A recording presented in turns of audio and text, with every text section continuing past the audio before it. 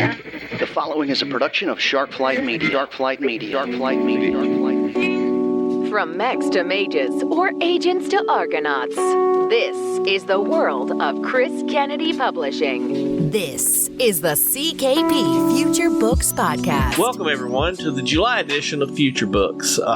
Thank you so much for joining us once again on the podcast. And as always, we're going to start the month speaking with our intrepid publisher, Chris Kennedy. He's taken time away from his slog at the desk and keeping track of all the different universes and books that we have coming out. And we're going to go over the books that are coming out in the month of July so that you'll know what to look for on Amazon or the platform that you go to purchase the books. You'll know what's coming out and know what to anticipate. Welcome, Chris.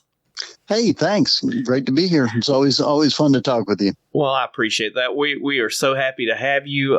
This month is not quite as many books as we usually have in a typical month, but man, the quality is up there. We have three of our favorite sets of series from some of our favorite authors. Yeah. Oh, absolutely. Looking forward to talking about them. And hey, I even recognize the name on one of them.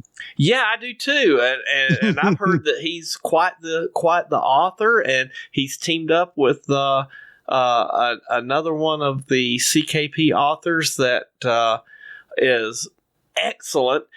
So good, in fact, that she's now writing both for CKP and Baen. And I believe you're going to be talking to her later in the show. We are. She's one of my favorite people in the world, and this book is really worth talking about. It represents a milestone for CKP, and it's reached a position that very few series ever get to. And we'll talk about that a little later in the podcast. Absolutely. So let's go ahead and jump in. The first week of July is a vacation week. There are no books in the first week, or no new books anyway. But right. Starting on July 11th. I guess we can mention that if this gets out there soon enough, that Earth Song Overture by Mark Wandry, the first book in the Earth Song series, he is 99 cents this week. So if people are still out at the beach listening to this and need a good beach read, there you go, 99 cents. And once you like it and you're into that series, I think there's about 1 million words in print. So, you'll have plenty of pages to flip. Yep. And that's such a great deal. You're not going to get a better value than that first book in that series for 99 cents. Absolutely. It's a great series. There's been a hiatus right now for the next book, but I know Mark has it outlined and he is going to get to it here real soon. So, I know he's got a little bit more in that series that he wants to finish. So he'll get that out there too. That's exciting. So then we'll go to July 11th with, Fred Hughes, our, Brittania series, Heroes of Brittania. Their new book, Heroes Return, will be released on July 11th. And tell us a little bit about it. Sure. Well, it's the people that read the last book in the series can kind of guess where this is going. They probably even have some ideas about who was in the escape pod that was found. They may be right. They may be wrong. I think that there'll be some people that are really, really happy and maybe some people that aren't. So we will see. I'm looking forward to getting this out there because it's a great read. It's one of those books that once you start, you really don't put down. If I could have read it in one sitting, I would have. Back in the days when I had no responsibilities, I probably would have read that in one day. I can't wait to get my hands on this. I have been eagerly awaiting whatever the story behind the escape pod was going to be. So, what is the reveal going to be? Absolutely. Dun, dun, dun. So I can't wait to find out what it is. And like I said, this month is a great month for CKP readers, which will lead us into July 18th. We have something that I think is relatively new for CKP, a box set of, and this box set's going to be 4 Horsemen books. So tell us what's in the box set. Absolutely. It's the 4 Horsemen Tales box set. It is 14 titles, all for one low price of $9.99. Which is about a book and a half at normal price, but this is going to be, you're going to get 14. For those that are, that are Kindle Unlimited and want to just read through the entire series, just flipping the pages, man, your finger's going to get worn out after 14 books, but, it's a super great deal, that we're putting out there. At the same time, the tales, are also going to go wide, the individual ebooks. So for people that aren't Amazon fans, they'll be able to pick them up at Barnes & Noble, Apple, Kobo, or any of your other favorite e-retailers. That's the series that starts with Legend by Christopher Woods. And if you haven't read Legend, it's awesome. It's a lot of fun.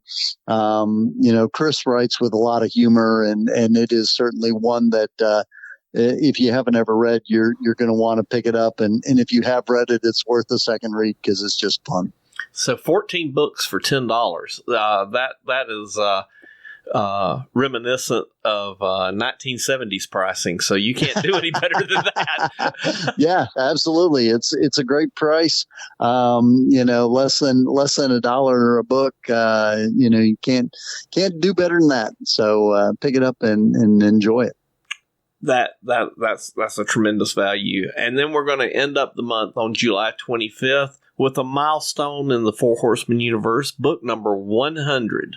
100. And it's certainly fitting that this book is co-authored by you and Marisa Wolf. I am so happy for both of you to be able to write this book, and the fact that it happened to fall on book number 100, and it starts a new chapter in 4 Horsemen, the Exodus saga, Shadows of the Past. And tell us a little bit about it.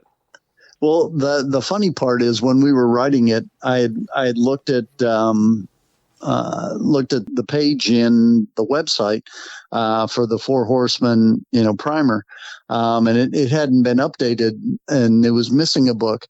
And I counted up all the titles, and I was like, darn, book number 99. Okay, well, whoever goes after me, will get book number 100, and lucky them, which is going to be John Osborne, which, super good dude, got his writing started in the 4 Horsemen universe. So, okay, that's cool. He gets the number 100.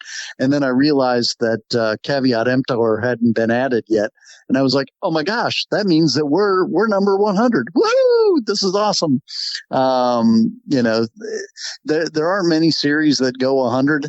And to get to write the number 100, especially since I wasn't even planning to, it just kind of worked out to that. I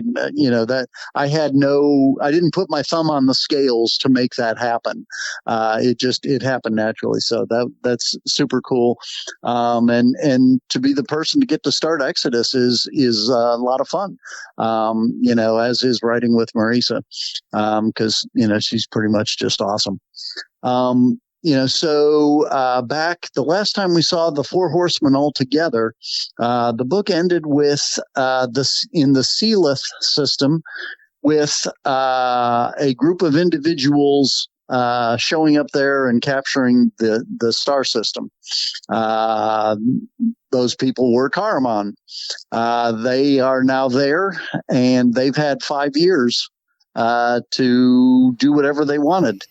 And it is now time eradicate them. Yeah, but these Karaman are pure strength Karaman. They're not the watered down version.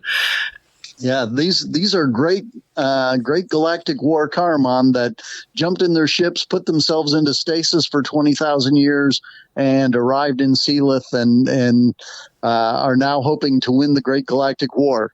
Except that it's been over for 20,000 years, but they don't care. No, they do not. And we have like 3 or 4 species in this book. Oh, there are all sorts of species. There are all sorts of new information. There is all sorts of there's so many Easter eggs in this book. It's a super satisfying book if you have followed the 4 Horsemen through the entire journey. Absolutely, and Colby's Killers is back, which Marisa and I used in a couple books in the Phoenix Initiative. So they're not unknown. There are some new races. There are some new people, and it's a lot of fun. And I think the entire second half of the book is one fight after another. So if you like battles and fighting and such, you're going to get your fill of that. Yeah. We get to see Lion again, which is great. Yeah. Yeah. And except, through happenstance, the Colby's Killers could have very easily been one of the 4 Horsemen. It's just fate stepped in. Yeah, they were the 5th Horseman. Right. They survived, but they got nabbed and never returned. So they're a lot of fun. Like all of them, you get to see a number of different races in action, fighting and doing stuff. Big space battles. Big ground battles, and something you don't see a lot of, which are undersea battles. There has only been, I think, one short story that really had a lot about underwater things. Mm-hmm. And there is a lot of underwater stuff. So you get to see, the Goltar a bit. You get to see the Ziktal in their natural environment, and you even get to see the Salsha running around. Yeah, and we end up with a new species that we haven't met before. Yeah. And we have one of the things I really particularly liked in the book is there are species that throughout the run of 4 Horsemen, they traditionally really don't like each other. They don't work together. But in this book, they are working together. They all of the species have a common goal. Absolutely, and that makes it a lot of fun. Where you have to do what's best for the galaxy, even if it's not really necessarily what you want to do. Everybody's got to get and Nigel has to get them aboard for the big win and make them work together and do those things because it's the Karaman. I want to give you some kudos. I didn't think it was possible. But you were able to allow the Vitano to at least 1% redeem themselves in this book, mm-hmm. and that I would have thought would have been impossible. You've taken a race that for 100 books we have seen no redeeming characteristics, and in this book here you got to see glimpses of. It wasn't just the SI. They have the mental horsepower and the warlike attributes necessary that they probably could have been leaders without any help. Yeah, and you also get to start some of the big reveals in this book. So the whole series is going to be a lot of reveals. Obviously, things that have been promised, things that people have wondered about. All of that is going to be made clear as we go through the series. Well, and that pretty much wraps up the month of July. Like I said, we only have 3 books, but they're 3 powerhouses, and then we have a box set. I'm sorry, 2 books and a box set, not counting the sale on Mark Wandry's series. So you have 4 books it's a great month. And then we're looking forward to August, where I think we're going to have 4 releases that are all new. So it looks like we've got a jam-packed summer ahead. Absolutely. We'll get to see, another Last Marines. We'll get another, a new series from Fred Hughes, the second book in Exodus from John Osborne, and another, the 12th book in The Last Marines. So all sorts of great stuff coming. Yeah. And the John Osborne book, that's Bjorn, correct? It is. It's Bifrost Down and follows Bjorn, So second Exodus book, and it's going to be great. Yeah. So everybody's got a lot to look forward to.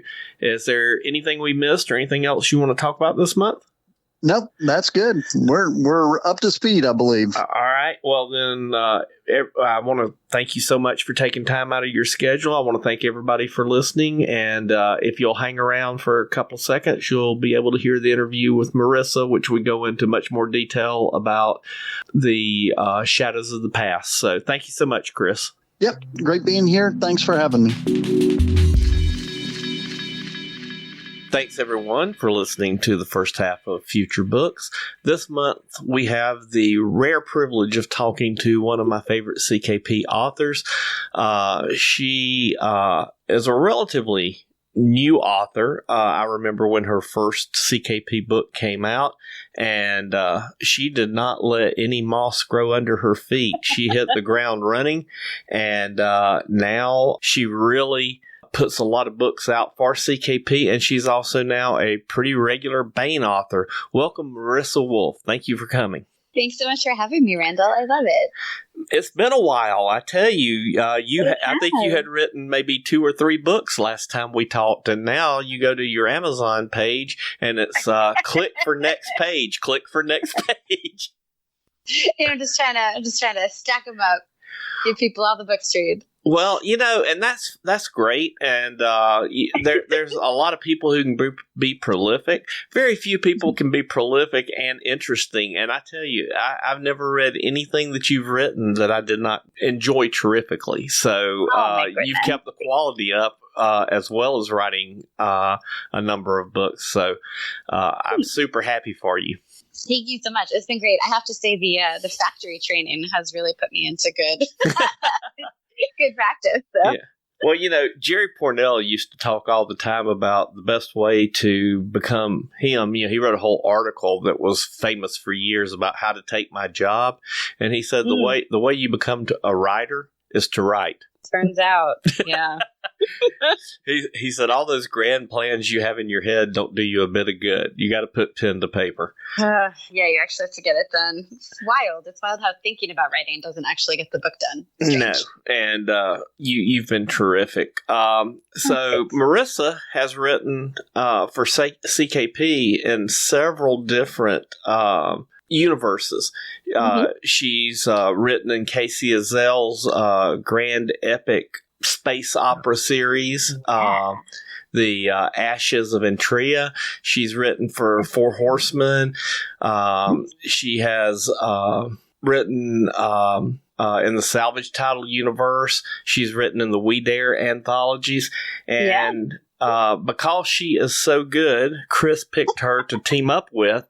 And as we're starting the second chapter of the Four Horsemen, she has written with Chris Shades of the Past, which will be out this month. And this is book 1 of Exodus, the second big story of the Four Horsemen. So if you're not familiar with the Four Horsemen, or you are familiar but you didn't jump in because there's 100 books to catch up on, this is the time to start. You're starting a brand new series. What was it like writing this book with Chris? Oh, it's so much fun. I mean, Chris and I wrote 2 books together a couple years ago when we kicked off the Phoenix Initiative. And we were going to write one, and then he's like, just kidding. Do you want to write this one with me too? And I was like, okay. And we wrote 2 books in 6 weeks, I think. It was something crazy. It was so much fun. And so this time Chris was like, we're going to beat that record. And we did not. But it was so cool. Because I keep joking that the theme of this book for both the characters and the authors is the horrors persist, but so do I. Like, distractions kept coming up. Things got crazy in real life. But we hung in there. We got that book done in just a little over a month. So that's amazing. So how hard is it to jump in and write in a series that has so much backstory? Is it tremendously hard, or does Chris give you an outline of what's happened so far and what direction he wants this book to go in? I mean, what really worked in my favor is I've been around since near the beginning. Right. So Assassin came out in the early days of the 4HU, and so I didn't have to guzzle 99 books to understand what was going on, which is great. So Chris and I had a call. We talked through what we wanted to accomplish in the book. I typed up the outline from there based on what we had talked about. He tweaked it and added some great things. And then it was pretty straightforward. I mean, it was all because it's the main storyline of the 4HU, so it's all things I was pretty familiar with. But there were a couple of times that I was like, what happened here? What kind of ship? And a secret only podcast people will know is I accidentally flipped the class of one of the major ships. Mm-hmm. And so then I had to go back in and be like, oh no, you're not. You're not this kind of ship. You're this other kind of ship. Shoot. So I had to go back in and fix that. But it's fine. So there were a couple of things like that Chris was so great about catching. But for the most part, thankfully, I was familiar and got to do some big reveals that have been hanging around since the very beginning. I'm telling you, I don't think you could have shoehorned another species in from Four Horsemen. I tell you, every page we would be adding a different galactic species into the group that is going to end up doing all the fighting. That was. At times, you're like, okay, now which one is this? Okay, this is this is the big cats. This is the octopus. Yeah, that's fair. But it's also galactic problems, right? And galactic problems require galactic task force. Absolutely. So I guess one of the questions, and I don't think I asked you this last time you were on the podcast, are you a pantser or a plotter? I heard you say that you did an outline. Is that your normal course of writing, or do you just sit down and tell the story that's in your head? So my answer is yes. I like to have a plan. I like to have a plan to deviate from the plan. So because my characters, I think we have talked about this before, but the characters are so loud and alive in my head that sometimes we'll get to a point in the story and they're just like, no, we're not, that's incorrect. We're not doing that. We're doing this thing. So, it's a little bit of pantsing. It's a little bit of plotting. I know people call it planting. I'm just going to call it like a why choose, like hybrid situation. Right. But when you work with a co-author, you cannot pant. That does not work. So we definitely had an outline. We almost entirely stuck to it. We changed it in two pretty key places. But that was Chris being like, hey, I rethought, what about this? And I was like, oh my God, yes. So it wasn't something that one of us was just like, I'm just going to go over here on a side quest. We had to talk about it. Yeah. Chris is probably one of the most disciplined people I've ever met. And he's so organized. You almost feel structure going up around you anytime you have a conversation with him. I don't know. I must have a chaos effect. Please ask him about this, because I feel like anytime we write together, there's definitely a shiny moment that one of us comes up with and we're like, heck yeah, let's go. He's very good about saying no when it's too many shiny moments, but So in this book, what can you tell us a little bit about what's going on and maybe a little bit of what's happening in the book without giving any spoilers away? Yeah. So folks who read the Phoenix Initiative or even just saw that it existed know that Nigel Shirazi, one of the Four Horsemen, is the speaker for the Mercenary Guild. And he knows that war is coming, like big war, like hasn't been seen in the galaxy for, 20,000 years or so for a reason. And so Nigel has been putting all the resources and all the focus he can to building the mercenary forces of the galaxy. And so now in this book, it gets pressure tested. So there is a very unexpected enemy or an unexpected wrinkle to the enemy that comes out, and the Mercenary Guild needs every single thing it can put its hands on, whether that be, like you said, as many alien races as possible, as many battle cruisers and battleships as possible, as many everything. And thanks to events in previous books, there are fun allies, there are fun new weapons, or not quite a spoiler, old weapons, if you will, and plenty of opportunities. One quote unquote old weapon is Colby's Killers, who were actually one of the very first mercenary companies to leave Earth way back when. And they've spent about 100 years fighting for an SI on Battleworld. So they get tapped to help do recon, gather some intel. They end up, through no fault of their own, being present when several secrets of the galactic universe, the different species, are revealed. And then they get into a heck of a lot of hot water, pun intended. Absolutely. And I love the female mercenary from Colby's Killers. I love that whole arc that you wrote throughout the book. That story is the anchor of the book, and she is such a great character. Oh, thank you so much, Riddle. That's what I wanted.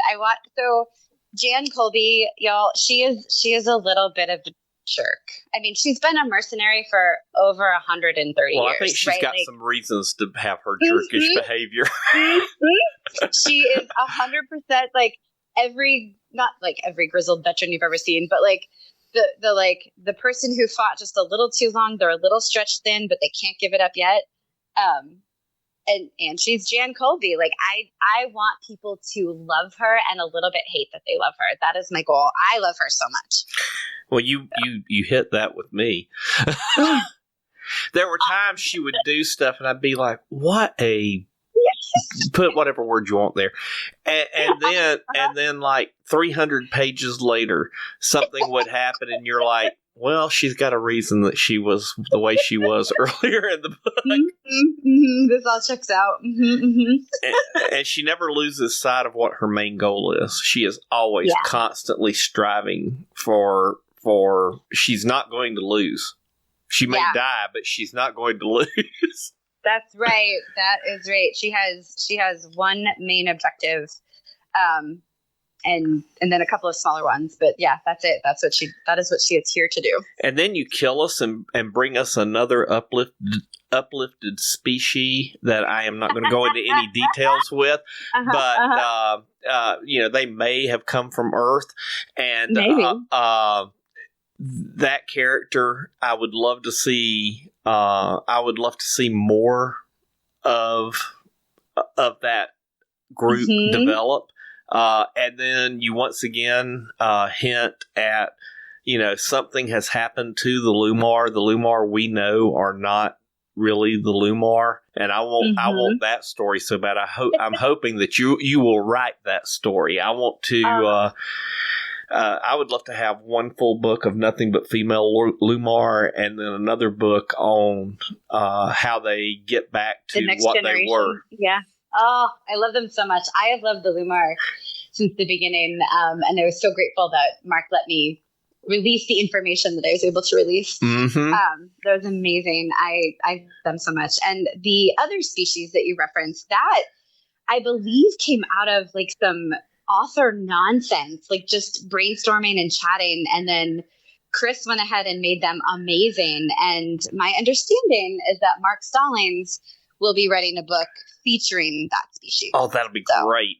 Yeah. And the other thing I want to see is at some point I want the Pushtal to become noble. I know, I love them so much. I do too, and they with the right writer, they could become paragons of the species across the universe, because you can tell they're in certain characters in certain books there is a strong sense of nobility that we haven't been able to see yet, that's been taken away from them. Yes, I agree. And I blame the SI. It's all the SI's fault. Always. Oh, always. Every time. Yeah. Yes. Those jerks. I'm with Jan on that one. Just ask ChatGPT. It'll tell you. Definitely agree, I'm sure. Yes. Is there more four horsemen in your universe this year? This year, no. This is potentially my last four horseman novel for a while. You've got too much stuff to do. my list is long. But just the other day, Chris messaged me when he's doing one last reread of Shades of the Past, and he was like, "This is so great. We have to tell X story." And I was like, "Oh, you're not wrong." And it really is. He's like, "I don't know, maybe it'll fit into somebody else's book, but if it doesn't, somebody's got to do it, and it might as well be us." And I was like, "Man, I don't know what my schedule looks like, but I can't not tell that story." And you can figure it out, but for as not spoilers, it's something Colby's Killers has to do. Okay. It is a very important thing that they have to do it. It can't just be done and they hear about it on Galnet, you know? Right, because of how personal this is to them. Mm-hmm. Mm-hmm. That would be great. That would be so good. So, I kind of hinted that you're busy this year. You've got, you've had probably one of the most beautiful covers that came out last year in your Beyond Enemies book. I am obsessed with that cover. Oh man, that is a piece of artwork. And then this year, you've got another release, I think in September, from Baen called A Plague of Magic. And as I mentioned to you offline, that cover looks just like an old 90s, maybe early 2000s Mercedes Lackey cover. You've lucked out with covers recently. I have. And I don't know. You've seen the Shades of the Past cover. That one's baller. Like, I just feel like I'm riding this wave of amazing covers right now. Well, Blood of Her Father was a great cover. Oh my gosh, it's so good. It's also Sam Kennedy. So the Blood of Her Father cover and the Beyond Enemies cover are the same artist. Okay, I did not know that. Yeah, he's amazing. It sounds like you've got a full slate ahead of you this next year. I do. My collaborations with one of Chris Kennedy's other co-authors are kicking up this year. I mean, people may have heard of him. David Weber, Grandmaster. David Weber, some obscure new. Are you helping him along and teaching him how to be a good science fiction writer? That's right. He's so new and upcoming. Oh my goodness. I've already learned, I have been so spoiled and lucky in my co-authors, and I learned so much from all of them. I mean, it's Chris Kennedy and Mark Laundrie, Casey Azell. Oh yeah. And so I am right now working on my second outline. David and I did a short story together, where he made my outline amazing. So great. And then the story then became a Marisa Wolf and David Weber story, which was amazing. And now we are working on our very first Honorverse outline together. Which part of the Honorverse are you writing in? The Crown of Slaves. I am no pressure whatsoever. Just I'm going to try to follow Eric Flint's footsteps and write with David Weber in this amazing story. Oh, Marissa, congratulations. That is so cool. And that is a great universe to play in also. Oh, it's amazing. It's so amazing. I mean, I love these big, sprawling, epic universes like 4HU and the Honorverse. And I could not be more spoiled. So let's see. You've been asked to start the next chapter of Four Horsemen, probably the largest independent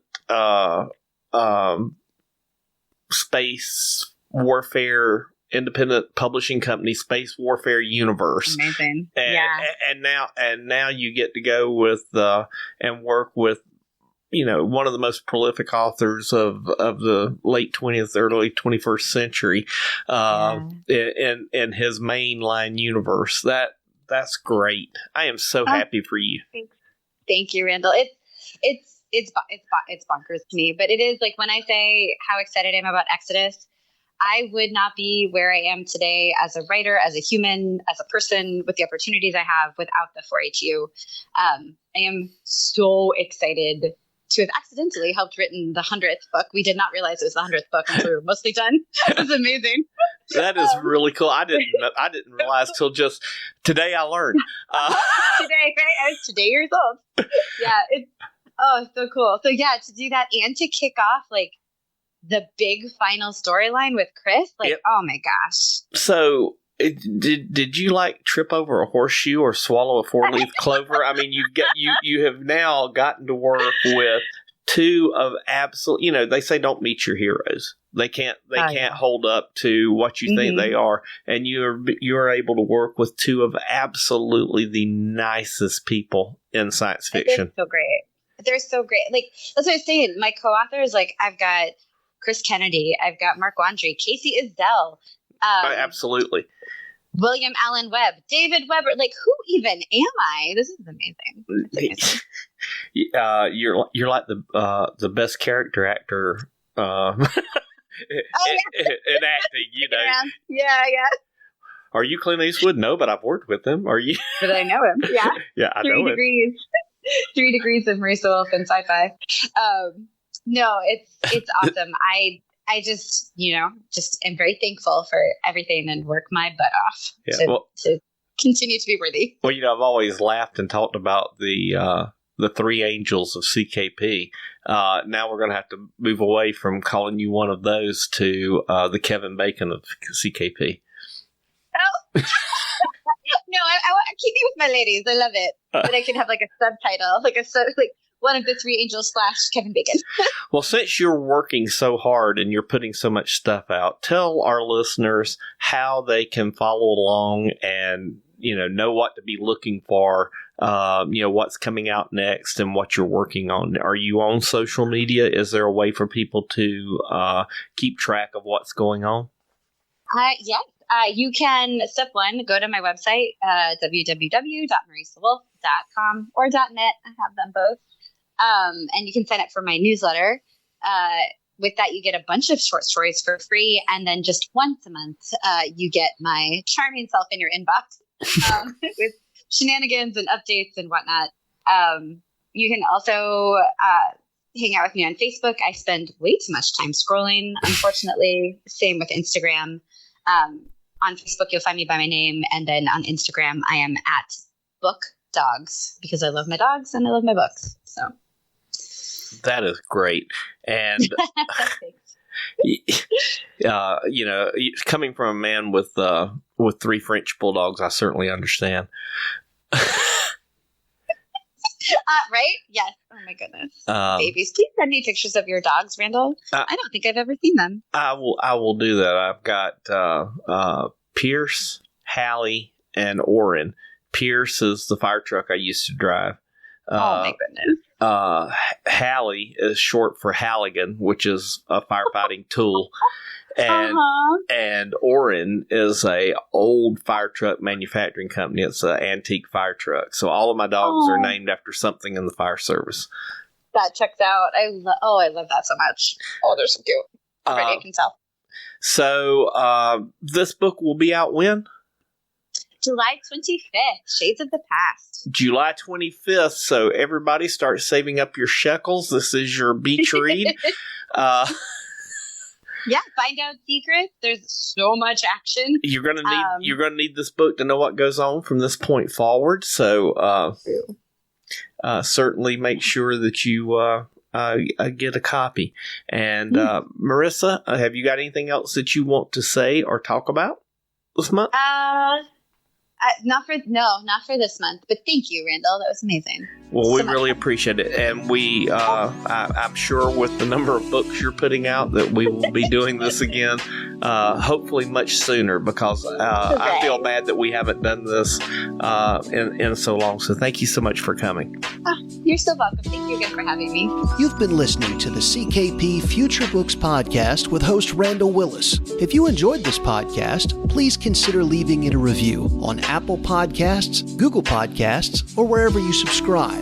Show likes and channel subscriptions are also much appreciated on the CKP YouTube channel. Finally, if you'd like to know more about this author or others on the CKP roster, visit chriskennedypublishing.com. Thanks for listening to the CKP Future Books Podcast. We'll see you next time.